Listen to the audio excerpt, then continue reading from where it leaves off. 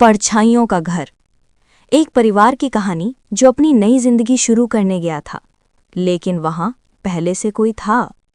शर्मा परिवार। राकेश, उसकी पत्नी निशा, 14 साल की बेटी तान्या और 9 साल का बेटा आदित्य शहर की भीड़ से दूर पहाड़ियों के पास बने एक पुराने 2 मंजिला घर में शिफ्ट होने आ रहा था। घर बहुत सस्ता था, इतना कि राकेश भी हैरान था। पर एजेंट ने कहा था, बस थोड़ी मरम्मत चाहिए, बाकी सब ठीक है। शाम ढलते ढलते वे घर पहुंचे। घर के सामने बड़े बड़े देवदार के पेड़ ऐसे खड़े थे जैसे किसी घुसपैठिए को रोक रहे हों। दरवाज़ा खोलते ही एक सड़ी गली नम सी गंध घर की दीवारों से टकरा कर आई। निशा ने कहा, ये कैसी बदबू है? एजेंट ने कहा, बस पुराना घर है, खुला नहीं रहता, 2-3 दिन में ठीक हो जाएगी। पर तान्या ने घर में कदम रखते ही अपनी माँ का हाथ कसकर पकड़ लिया। उसे लगा जैसे दीवारों में कोई उसे देख रहा हो। पहली रात सब थके हुए थे, सामान अभी खोला भी नहीं गया था। आधी रात को आदित्य की नींद खुली। उसे लगा कोई उसके कमरे में चल रहा है। सर सर, किसी के पैरों को घसीटने की आवाज। उसने चादर हटाई। दरवाज़ा थोड़ा खुला था और बाहर काले साए हिस्से दिखे। आदित्य ने कहा, माँ। साया अचानक दरवाजे के पास रुक गया। 2 लाल धुंधली सी आंखें उसकी तरफ देखने लगीं। आदित्य चीखने ही वाला था कि वो साया धीरे धीरे पीछे हटकर गलियारे में गायब हो गया।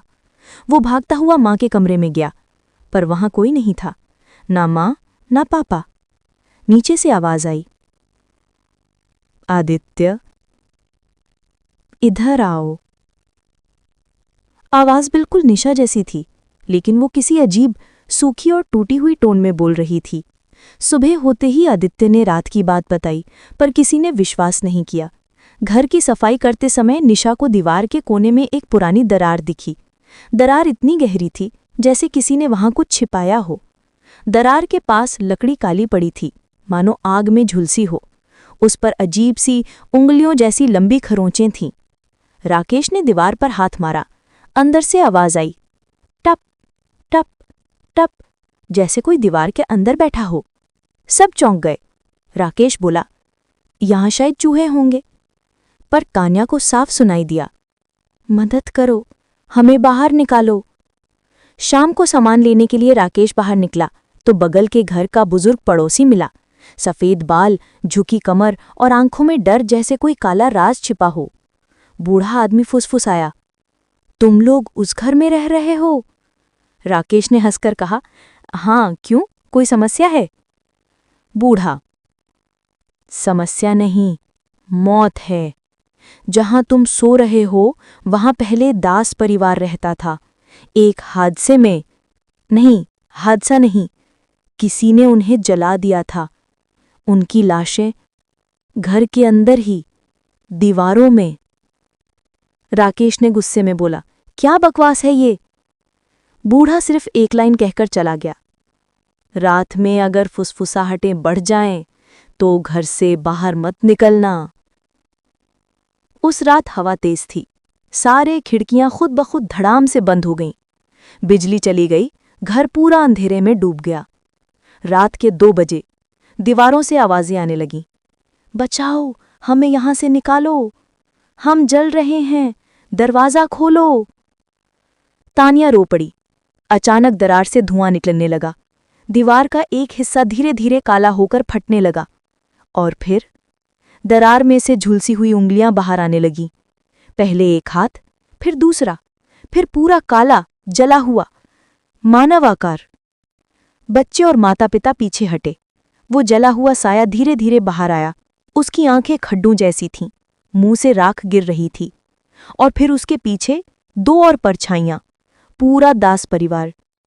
राकेश ने दरवाजा खोलकर भागने की कोशिश की, लेकिन बाहर घना धुआं था, जैसे पूरा जंगल जल रहा हो। आगे कुछ भी दिखाई नहीं देता था। घर के बाहर कदम रखते ही धुआं धातु की तरह कठोर होकर रास्ता रोक लेता था। घर बोल रहा था, कोई यहां से नहीं जाएगा।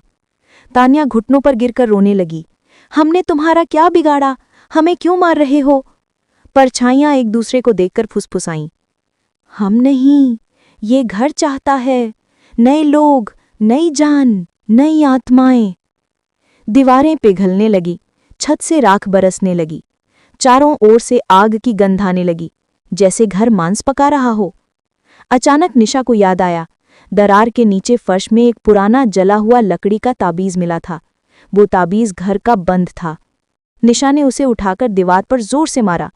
एक चीख इतनी तेज कि पूरा घर हिल गया। जली हुई परछाइयां दर्द से पीछे हटने लगी और फिर पूरी दीवार धुएं के बादल में फट गई। सभी साए हवा में छितरा गए, जैसे किसी ने राख उड़ा दी हो। सुबह धूप निकली। घर शांत था, बहुत शांत, इतना कि सांसों की आवाज तक सुनाई दे रही थी। निशा ने कहा, हम यहां 1 मिनट भी नहीं रहेंगे। सबने सिर हिलाया। वे सामान भी नहीं उठाए, बस कार में बैठे और निकल गए। जाते जाते तान्या ने एक आखिरी बार घर को देखा। ऊपरी खिड़की में एक काला साया खड़ा था, उसी जगह जहां रात को खड़े थे।